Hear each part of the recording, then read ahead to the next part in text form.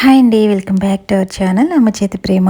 ఈరోజు మన ఛానల్లో 1 కేజీ చికెన్తో చిక్కనైన గ్రేవీతో చాలా అంటే చాలా టేస్టీగా ఉండే చికెన్ కర్రీని చాలా ఈజీగా చాలా టేస్టీగా ఎలా తయారు చేయాలో మీతో షేర్ చేస్తున్నాను.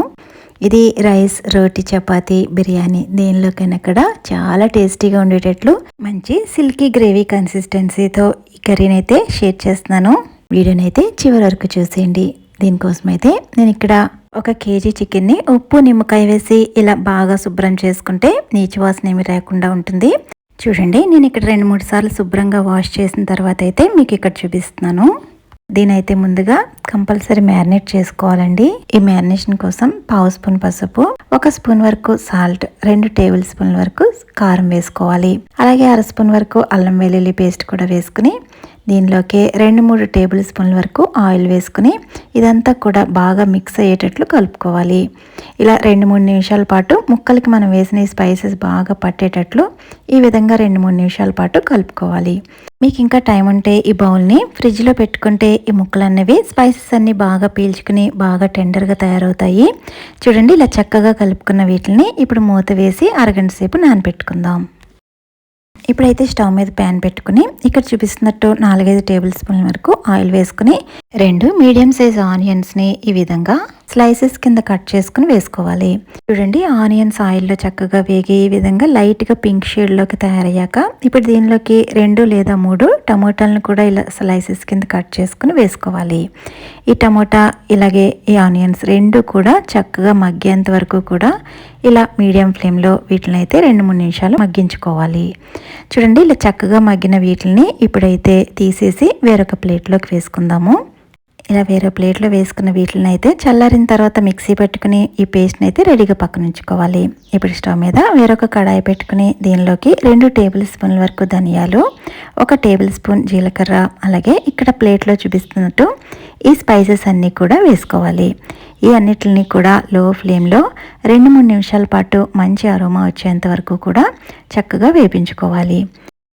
చూడండి, ఈ దినుసులన్నీ చక్కగా వేగాక చివరిగా ఇలా 1 టేబుల్ స్పూన్ వరకు గసగసాలను కూడా వేసుకోవాలి.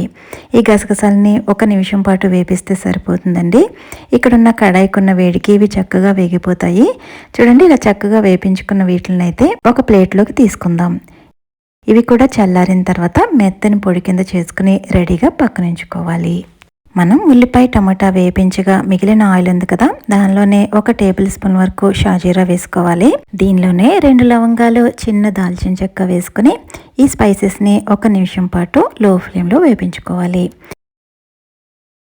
ఇప్పుడు ఒక బిగ్ సైజు ఉల్లిపాయను తీసుకుని చిన్న ముక్కలుగా కట్ చేసుకుని ఈ విధంగా వేసుకోవాలి. అలాగే 2 పచ్చిమిర్చిని కూడా స్లైసెస్ కింద కట్ చేసుకుని వేసుకుని ఈ ఉల్లిపాయలు అన్నవి బాగా కలర్ చేంజ్ అయ్యేంత వరకు కూడా ఆయిల్లో బాగా వేపించుకోవాలి.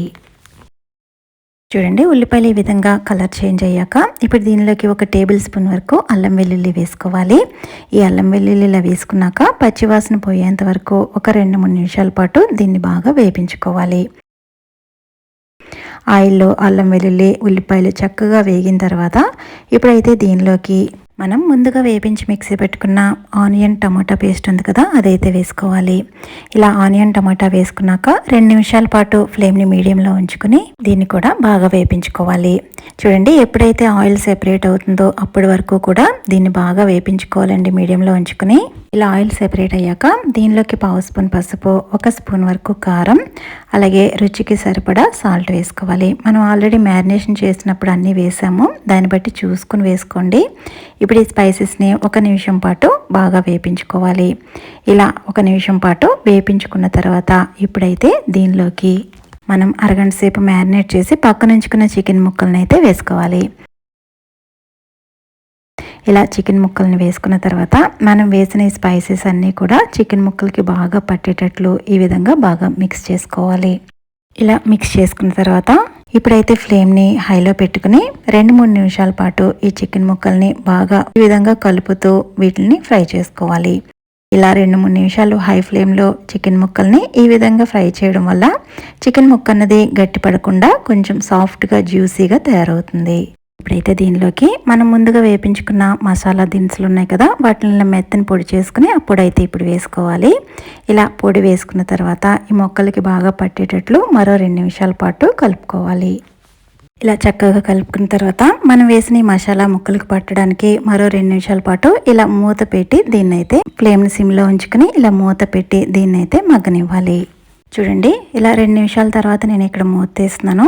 అలాగే చికెన్ నుంచి కూడా వాటర్ రిలీజ్ అవ్వడం స్టార్ట్ అవుతుంది. ఇప్పుడైతే ఈ స్టేజ్లో దీనిలోకి 1 గ్లాస్ వరకు వాటర్ని అయితే వేసుకోవాలి.